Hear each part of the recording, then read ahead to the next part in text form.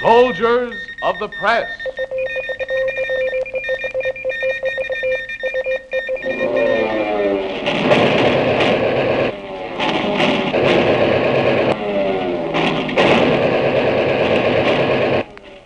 This week, bombers over Haiphong. Operational for Sunday. Order issued from Bomber Command to 15th Bombardment Group. To all staff and squadron commanders.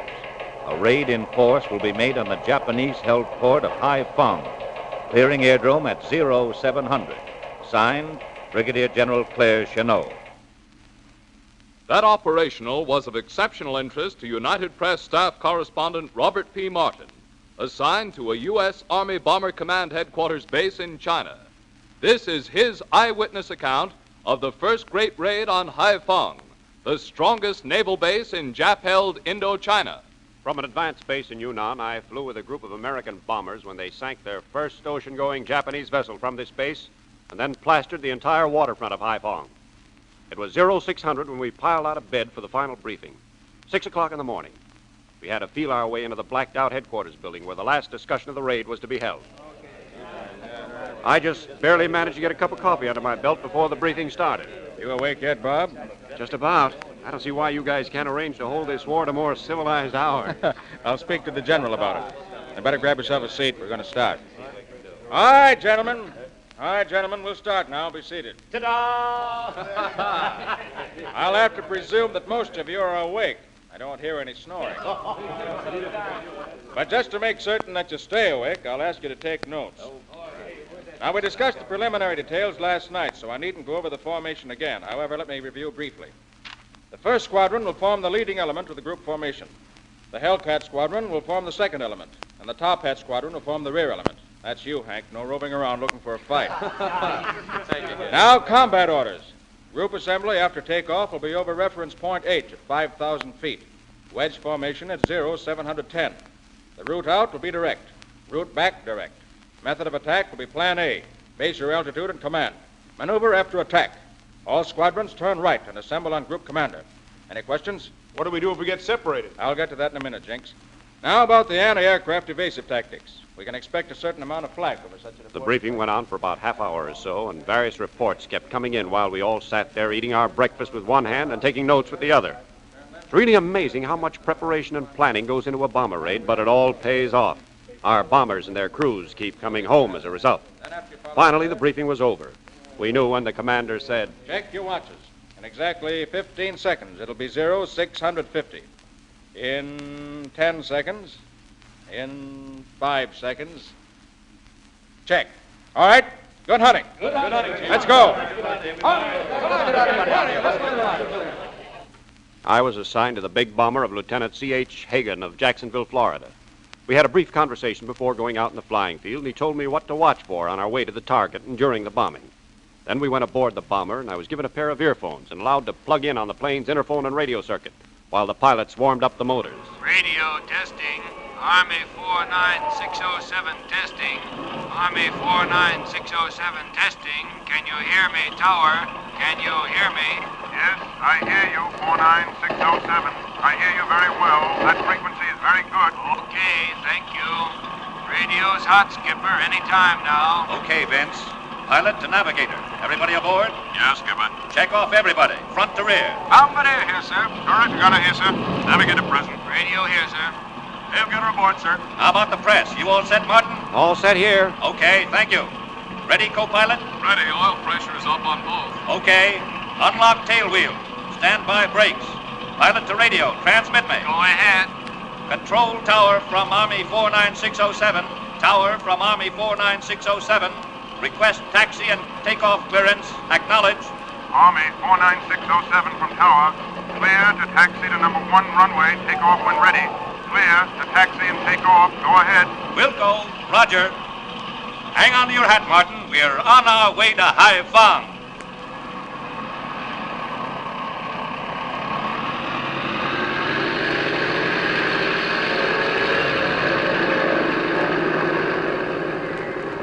It was a wonderful day for bombing Japs. The sunshine was brilliant. The sky was blue as it only can be over the arid China mountains. The drone of the motors and the dull, endless landscape made me very drowsy. I must have been asleep for quite a while when the sound of voices in my earphones woke me up. Pilot to navigator, how we doing? Okay, right on course. Wind remains constant. Compass heading 22. No perceptible drift. ETA, 20 minutes. Right. The estimated time of arrival was 20 minutes. The bomber crew began to sit up and take notice. So did I. I moved over just below Gunner Sergeant Ed Rhodes of Kansas City and watched him checking over his machine guns. He handled them like a mother with a 2-week-old baby. Then he draped 50-pound belts of machine gun bullets around his neck like a pearl necklace. I had to move away because the loose ends kept swinging into my face. Pilot here. Keep a sharp watch for fighter opposition, everybody. Let me know if you see anything. I went back and watched the navigator, Lieutenant Olson Edgar Peck of Georgetown, Texas. He was putting away his instruments and settling behind another machine gun. He winked at me and patted the belts of ammunition. Holy Joe on a fishing Over my trip. earphones, I could Why hear the didn't I rear gunner join the swearing Marine? to himself from time to time. So I gathered that he also was trying to get comfortable behind a machine gun. Right about then, I began wishing I had a machine gun myself. 2 gangsters coming in fast from 6 o'clock. Underneath, watch 'em, Charlie. I'll watch 'em. Tally-ho! Gangsters are Jap pursuit ships, and angle 6 o'clock is directly astern. I flopped down in the passageway like a ton of brick and tried to remember if my insurance policy covered things like this. Here he comes, Charlie. Give him a good one. I'm on him. Come on, Tojo. Come and get it. He's coming up to you. Hit him. Right. Left, pilot. Left a little. There, you son of a... Right in the kisses. There he goes. Looks very discouraged from here. Where's the other one, Charlie? He went further down the line, I think. Yeah, they got him. All clear, Skipper. Nice work, you guys. We're coming in now. We'll be bombing from 20,000, so you better take some oxygen. Hey, Martin, is the United Press still with us? Yeah, I'm still here. Anybody want to trade a machine gun for a portable typewriter? In college, they always told me words were bullets. Better put on your oxygen mask now. We're going up, and you'll need some lung juice in your blood if we have to bail out. Okay, but give me a couple of weeks' notice before I have to jump, will you? I'll try. Stand by, everybody. I went back and stood by the bomb compartment so that I could look down and see what was underneath when the bomb doors opened. Pilot to bombardier.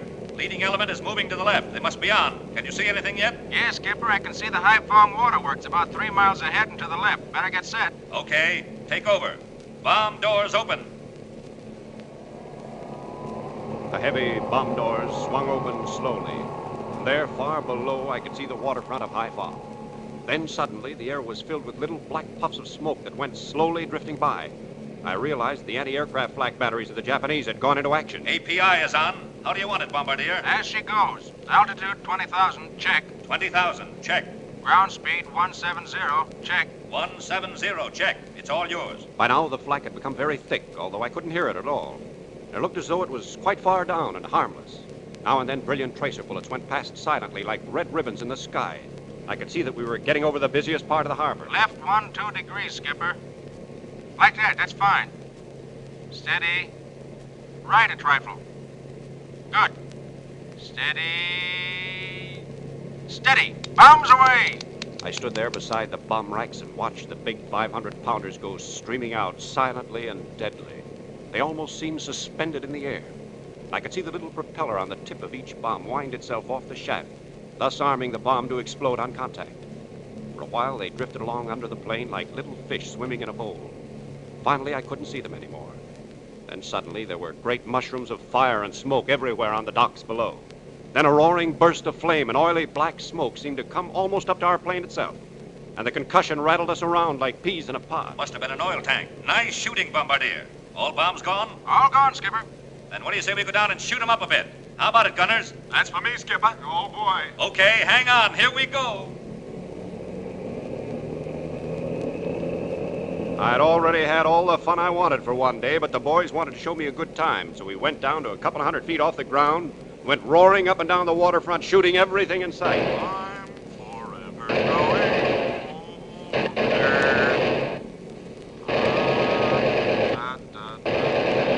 Left a little, Skipper. Forever going older. Look at the tracers. Aren't they pretty little things, though? Remind me of the fireflies back in Jersey.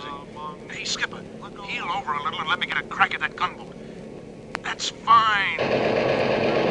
Hey, Hey, newspaper man, want to try a few rounds at the Japs? No, thanks. I'll just watch. It's all right with you. Okay, no skin off my back.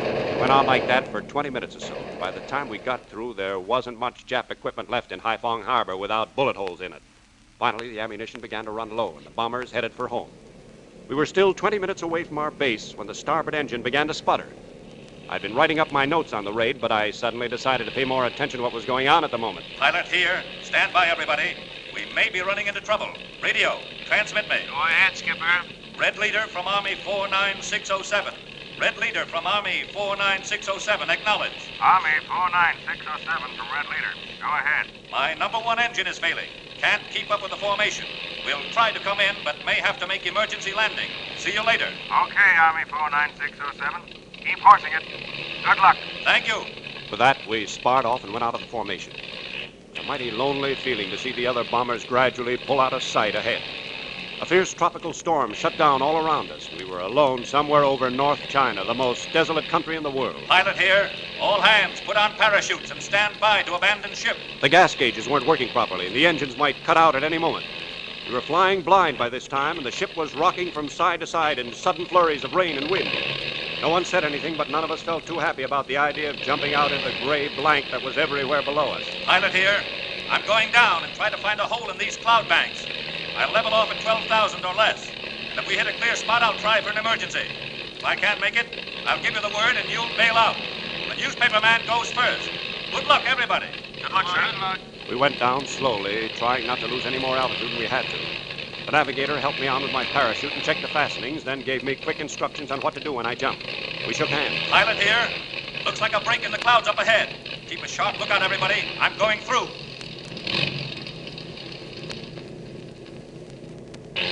Navigator to pilot. Hello, Skipper. See anything, Oldie? Yeah, I think so, Skipper.